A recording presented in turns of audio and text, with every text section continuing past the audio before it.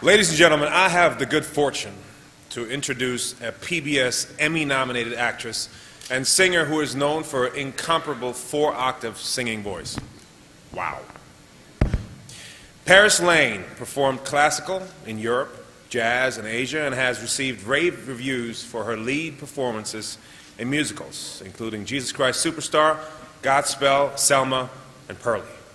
She's also the creator and producer of the Christian animated musical film Glory Toys, Kia's Journey, 2 musical albums, and her new book, My Little Book of Prayers. Please welcome Paris Lane.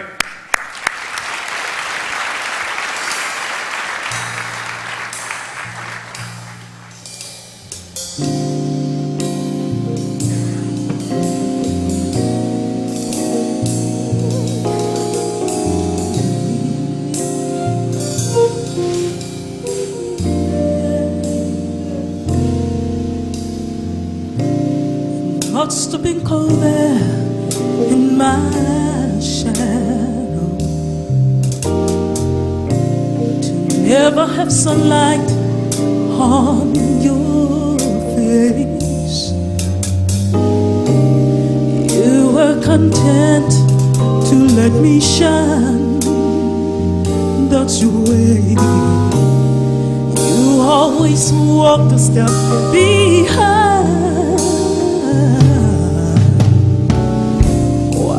I was the one with all the glory, and you were the one with all the strength. A beautiful face without a name, first love, a beautiful smile to hide the pain. Did I ever tell you that you were my hero? And everything I wish I could be. I can fly higher than an eagle.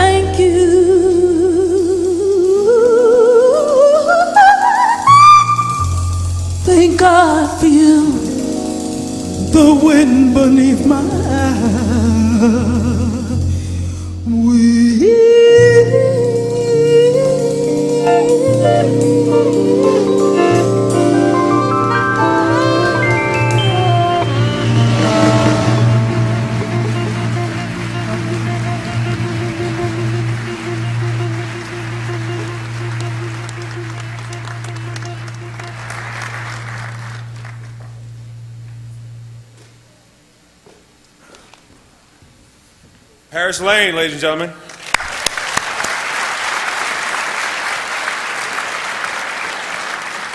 We can do this.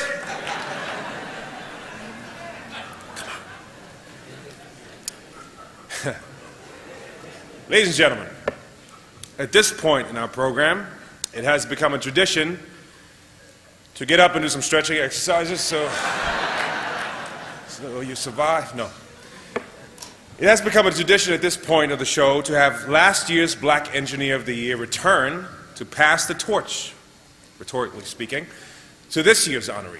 So please welcome the 2010 Black Engineer of the Year, Raytheon Company's Vice President of Contracts and Supply Chain, John D. Harris II.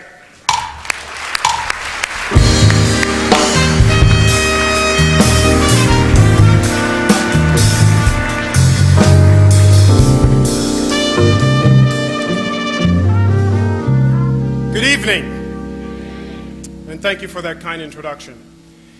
It doesn't seem possible that an entire year has passed since I was honored with the Black Engineer of the Year award.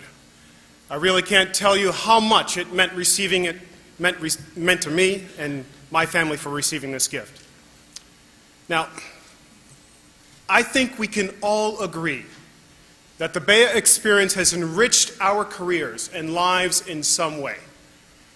The organization has inspired thousands to pursue their dreams.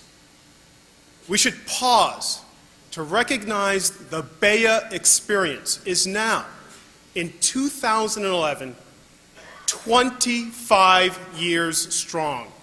That, my friends, is a milestone worth applauding.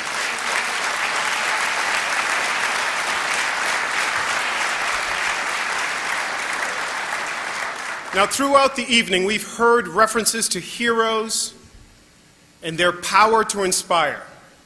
As I stand here before you, a group made up of extraordinary leaders and bright minds, I can't help but reflect on just what is a hero. Now, more often than not, we think of the word hero. We think of those who make headlines and are indeed heroes. A fireman saving a child from a burning building. The quick reaction of a pilot who maneuvers to avert tragedy. And of course, our military personnel that regularly stand in harm's way to ensure our freedoms.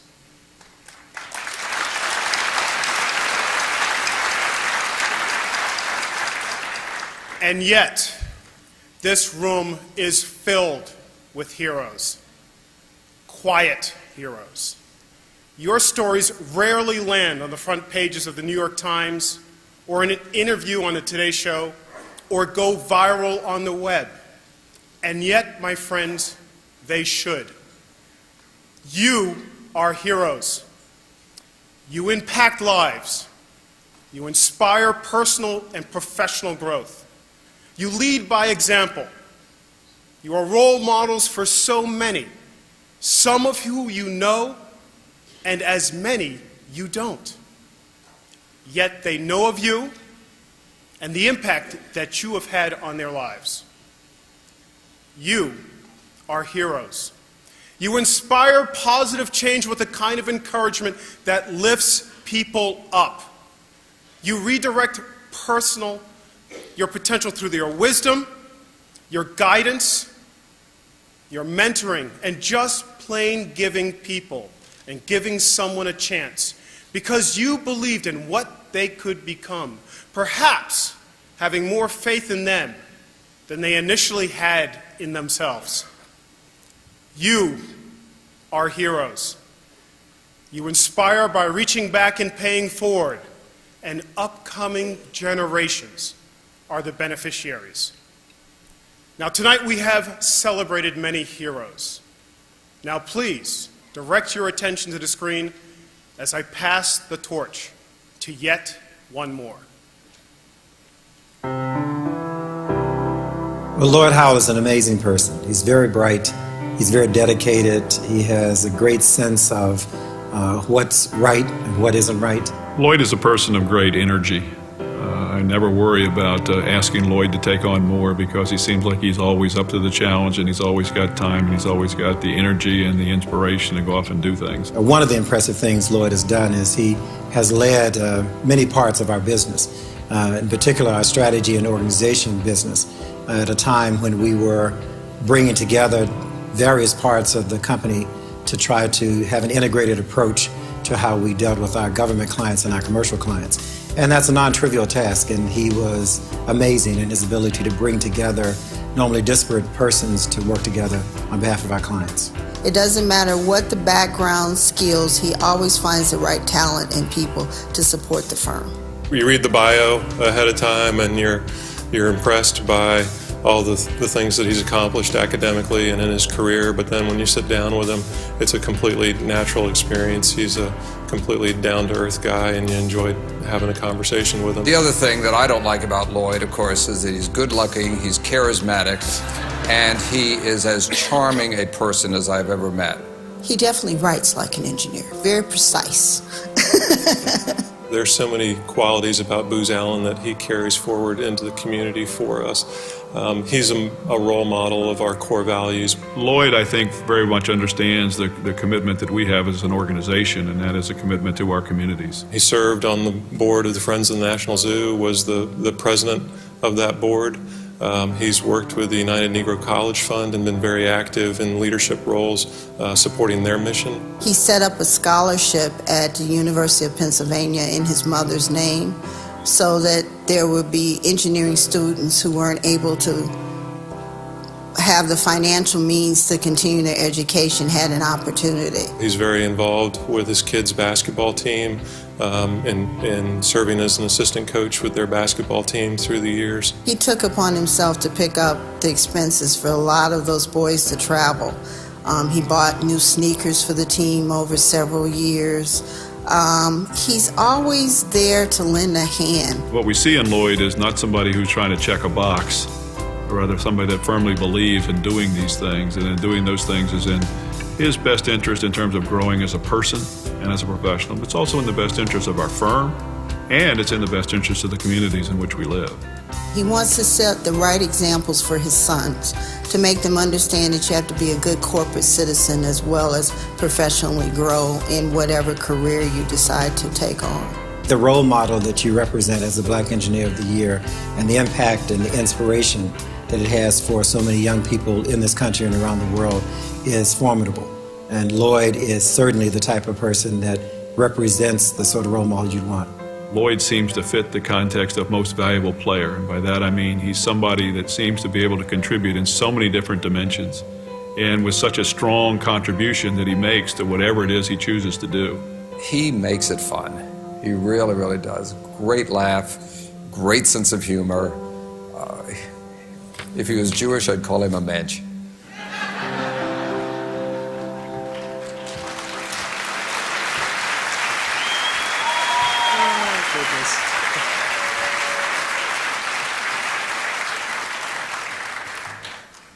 Ladies and gentlemen, here to introduce the 2011 Black Engineer of the Year is the CEO of General Motors and Booz Allen Hamilton board member, Dan Akerson.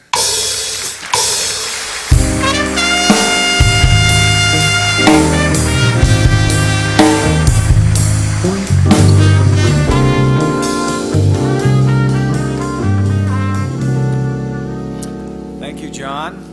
It's a real honor to be here tonight. I've had this date circled on my calendar for some time. In fact, I had a trip to China this week, and all week I said, all I have to do is make sure I'm back, no delays on the flight for the Bio Awards. I literally got off the plane from Shanghai a few hours ago, so I beg your pardon. I know you're all, some of you are wondering it's getting a little late in the night, and my primary focus is what's for lunch. I'm really hungry.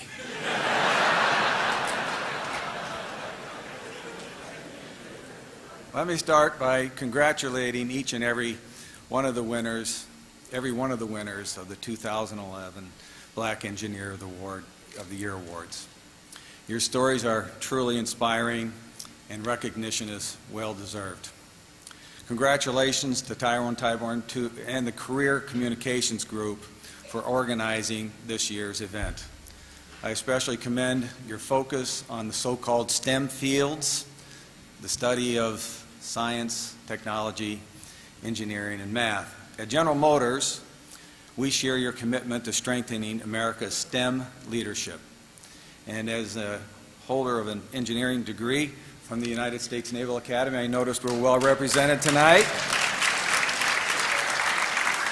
fact, my classmate, Tony Watson, spoke earlier.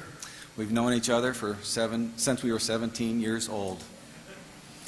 Last week, we at General Motors announced the Buick Achievers Program, which is designed to encourage more kids to pursue degrees in science, technology, engineering, and math. We will award 1,100 scholarships each year. 100 of those scholarships will be for $25,000 per year each, in other words, a full year's tuition. And special consideration will be given to students who are the first in their families to attend college.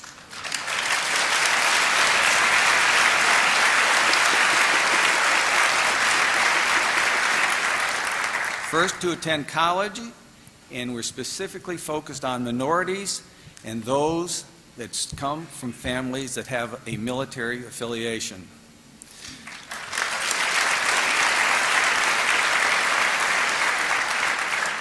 We have high hope for the Buick Achievers Program, and my fondest wish is that we will soon produce young men and women of great academic achievement and great professional success, just like the gentleman I'm privileged to announce right now. I first met Lloyd Howell in 2008 when the company or the firm I was with, the Carlyle Group, some of you may know as a private equity firm, was partnering with the company, Booz Allen Hamilton, to separate its U.S. government and global communication services business into two separate, distinct companies. This was the largest, most important, most high-profile transformation in Booz Allen's nearly 100-year history. And one of the key executives leading that work was the newest member of the Booz Allen's leadership team at the time, Lloyd Howell. I quickly learned that Lloyd has a terrific gift for understanding people's strengths, for marrying those individual strengths into great teams, and then for guiding those teams to find creative solutions to whatever challenges lie before them. Following Booz Allen's restructuring in 2008, Lloyd went on to lead many of the firm's other internal change efforts. Currently, he serves as Executive Vice President, leading Booz Allen's financial services business, and chairs its Ethics and Compliance Committee. Outside Booz Allen, Lloyd is very involved in BIA. He also serves on the board of the United Negro College Fund. He previously served on the board of the Children's National Medical Center and as chairman of the board of the Friends for the National Zoo. Lloyd is also a dedicated husband and father, I like that, with two teenage boys who are deep into basketball, and he and his lovely wife, Patricia, spend much time traveling from gym to gym, doling out Gatorade and high fives. Ladies and gentlemen, I'm proud to present the 2001 Black Engineer of the Year Award to Mr. Lloyd W. Howell, Jr.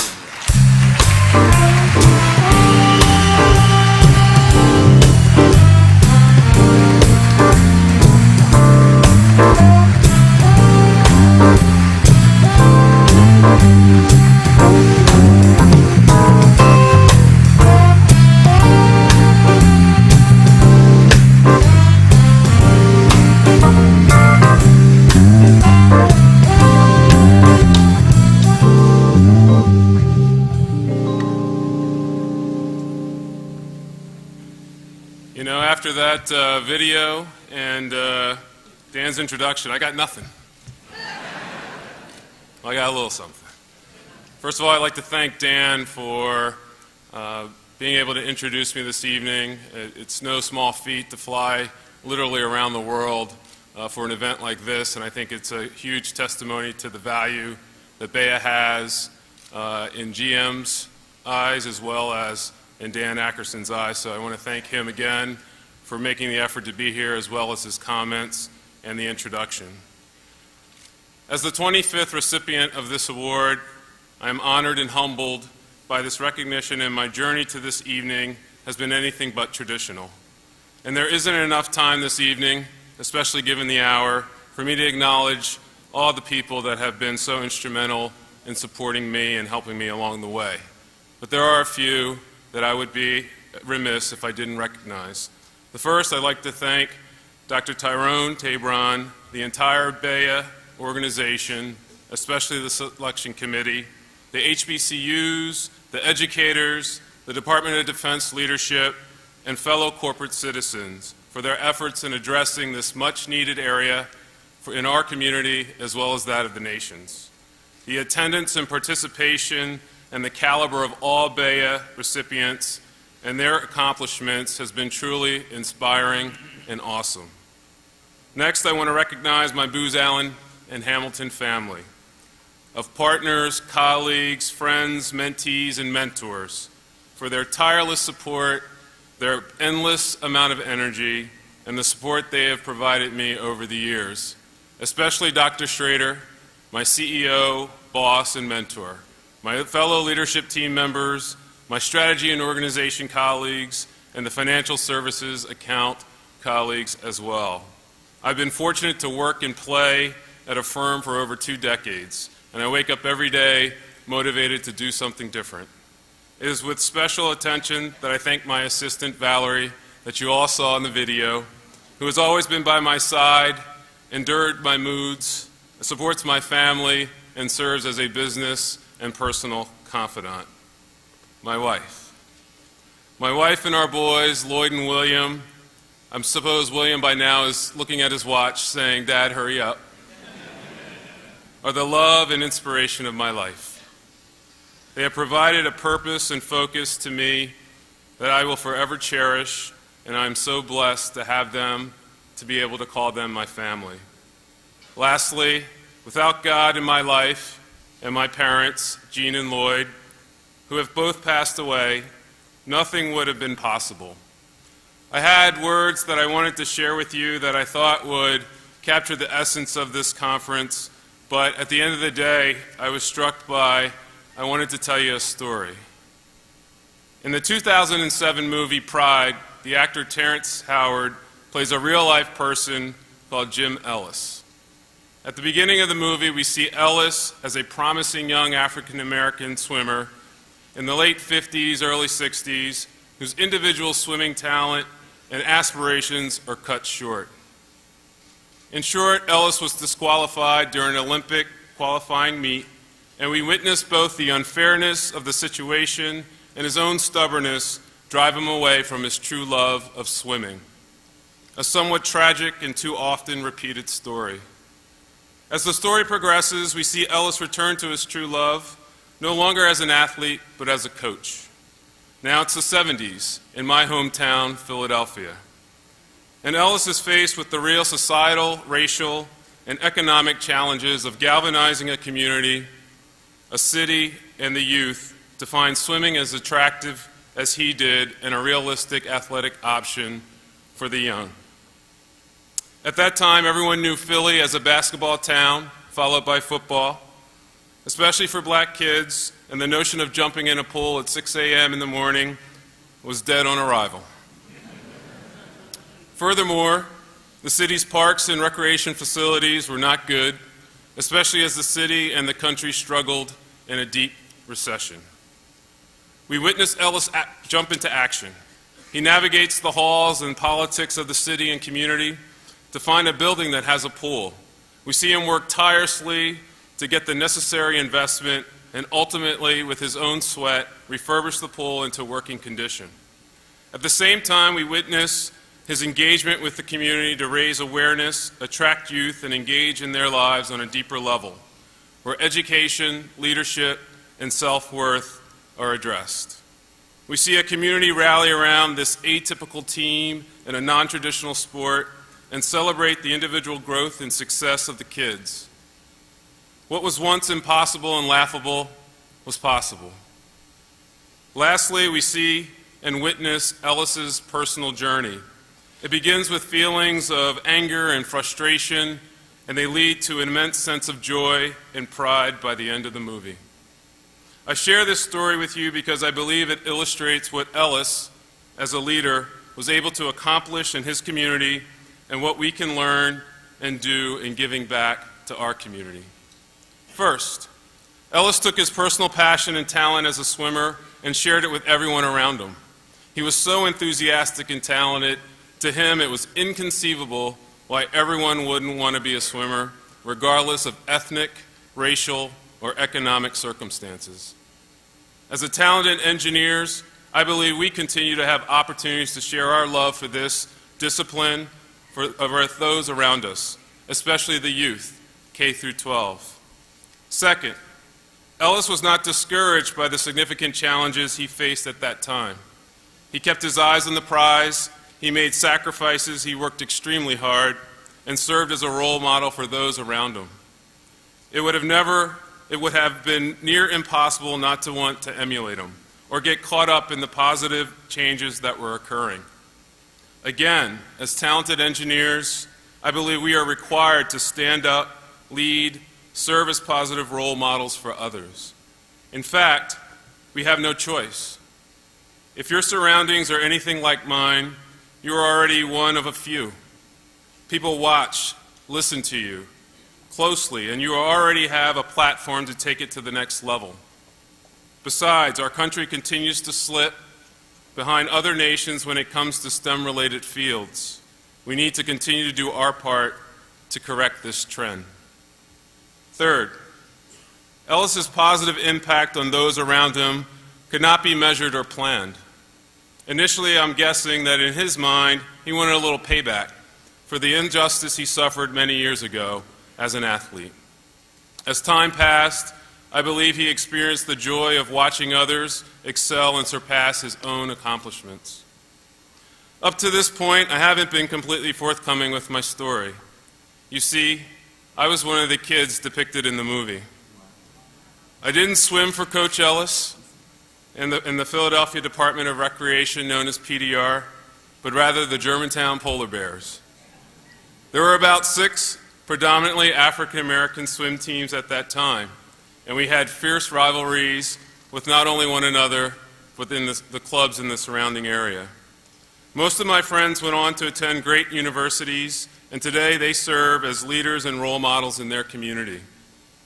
This year, I'm the 2011 Black Engineer of the Year, and I attribute that to the contributions of Coach Ellis and many others in my community over many, many years.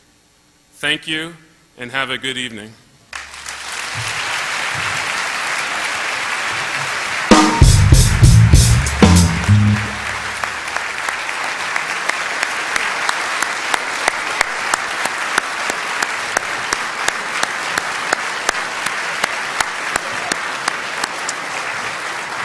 Ladies and gentlemen,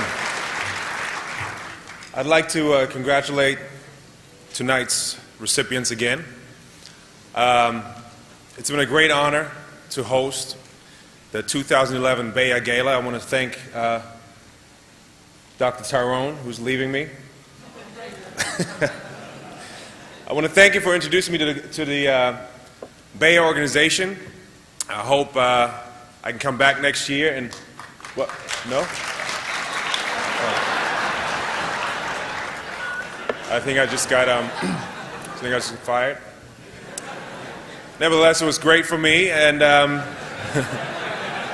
hope you had a little bit of fun.